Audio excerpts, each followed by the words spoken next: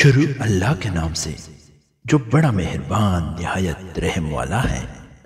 حضرت ابو ہریرہ رضی اللہ تعالیٰ عنہ سے روایت ہے کہ ایک دفعہ ہم لوگ رسول اللہ صلی اللہ علیہ وآلہ وسلم کے پاس بیٹھے ہوئے تھے۔ ایک آدمی آپ صلی اللہ علیہ وآلہ وسلم کے پاس آیا اور اس نے عرض کیا، یا رسول اللہ، میں تو ہلاک ہو گیا، یعنی میں ایک ایسا کام کر بیٹھا ہوں جس نے مجھے ہلاک و برباد کر دیا ہے۔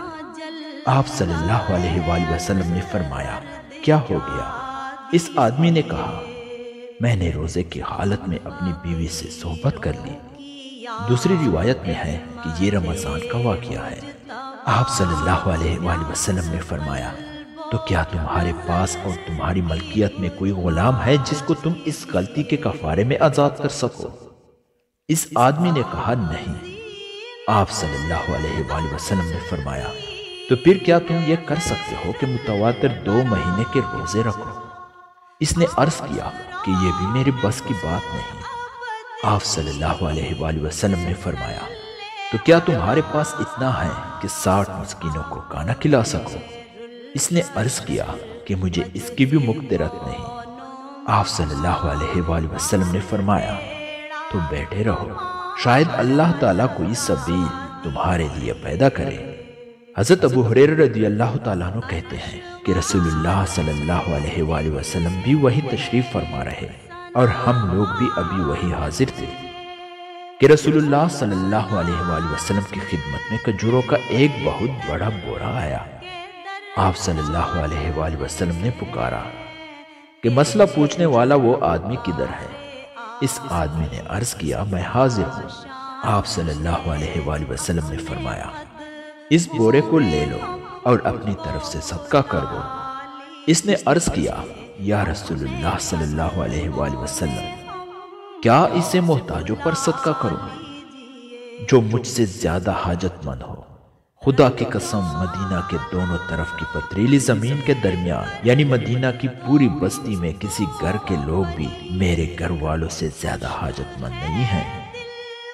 اس کی اس بات پر رسول اللہ صلی اللہ علیہ وآلہ وسلم خلاف عادت ایسی ہنسی آئی کہ آپ صلی اللہ علیہ وآلہ وسلم کے دائیں بائیں کنارے والے دانت کچلیاں بھی ظاہر ہو گئی، حالانکہ عادت مبارکہ صرف تبسم کی تھی۔ پھر آپ صلی اللہ علیہ وآلہ وسلم نے اس آدمی سے فرمایا، اچھا، یہ کھجوریں اپنے اہل و عیال ہی کو کھلا دو۔ اس حدیث سے معلوم ہوا کہ اگر آدمی رمضان کے روزے میں نفس کی خواہش سے ایسی غلطی کر بیٹھے تو اس کا کفارہ یہ ہے کہ ایک غلام آزاد کرنے کی مقدرت ہو تو غلام آزاد کرے، اگر اس کی مقدرت نہ ہو تو متواتر 2 مہینے کے روزے رکھے، اگر اس کی طاقت نہ رکھتا ہو تو 60 مسکینوں کو کھانا کھلائے۔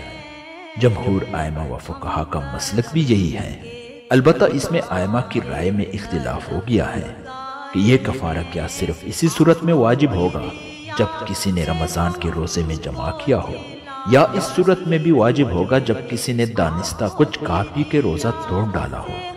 حضرت امام شافعی رحمۃ اللہ علیہ اور حضرت امام احمد بن حنبل رحمۃ اللہ علیہ کے نزدیک یہ کفارہ صرف جمع والی صورت کے ساتھ ہی مخصوص ہے، کیونکہ حدیث میں جو واقعہ مذکور ہے وہ جمع ہی کا ہے۔ لیکن امام ابو حنیفہ، امام مالک، امام ثوری اور عبداللہ بن مبارک رحمۃ اللہ علیہ وغیرہ ائمہ کا مسلک یہ ہے کہ یہ کفارہ دراصل رمضان کے روزے کی بے حرمتی کا ہے، اور اس جرم کی سزا ہے کہ اس نے اپنے نفس کی خواہش کے مقابلے میں رمضان کے روزے کا احترام نہیں کیا اور اس کو توڑ ڈالا، اور یہ جرم دونوں صورتوں میں یکساں ہے۔ اس لیے اگر کسی نے دانستہ کھا پی کے روزہ توڑا تو اس پر بھی یہ کفارہ واجب ہوگا۔ اس واقعے میں ایک عجیب و غریب بات یہ بھی ہے کہ رسول اللہ صلی اللہ علیہ وآلہ وسلم نے ان صاحب واقعہ صحابی کو کھجوروں کا جو بورا اس لیے عنایت فرمایا تھا کہ مساکین پر صدقہ کر کے وہ اپنا کفارہ ادا کریں، اور ان کے اس کہنے پر کہ مدینہ بھر میں مجھ سے اور میرے اہل و عیال سے زیادہ حاجت مند کوئی بھی نہیں ہے، آپ صلی اللہ علیہ وآلہ وسلم نے اس بارے میں اس کو اجازت دے دی کہ اس کو اپنے ہی کام میں لے آئے۔ اس کے بارے میں جمہور ائمہ کی رائے یہ ہے کہ اس کا مطلب یہ نہیں کہ اس طرح کا کفارہ ادا ہو گیا، بلکہ رسول اللہ صلی اللہ علیہ وآلہ وسلم نے ان کی وقتی ضرورت اور حاجت مندی کا لحاظ کر کے ان کھجوروں کو اپنے خرچ میں لے آنے کی اور ان کو اس وقت اجازت دے دی، اور کفارہ ان کے ذمہ واجب رہا۔ اور مسئلہ یہی ہے کہ اگر رمضان کا روزہ کوئی ایسا آدمی اس طرح توڑ ڈالے جو نہ تو فی الوقت غلام آزاد کر سکتا ہو، نہ 2 مہینے متواتر روزے رکھ سکتا ہو، اور نہ افلاس و غربت کی وجہ سے 60 مسکینوں کو کھانا کھلا سکتا ہو، تو کفارہ اس کے ذمہ واجب رہے گا۔ وہ اس کی ادائیگی کی نیت رکھے، اور جب کبھی اس کو استطاعت ہو تو 60 مسکینوں کو کھانا کھلائے۔ حضرت امام زہری رحمۃ اللہ علیہ وغیرہ ائمہ کی رائے یہ ہے کہ عام شرعی قانون اور مسئلہ تو یہی ہے، لیکن رسول اللہ صلی اللہ علیہ وآلہ وسلم نے ان صحابی کے ساتھ ایک طرح کا استثنائی معاملہ کیا، اور ان کا کفارہ اسی طرح ادا ہو گیا۔ یہ واقعہ صحیح بخاری و صحیح مسلم ہی میں کسی قدر اختصار کے ساتھ حضرت عائشہ صدیقہ رضی اللہ تعالیٰ عنہ سے بھی مروی ہے۔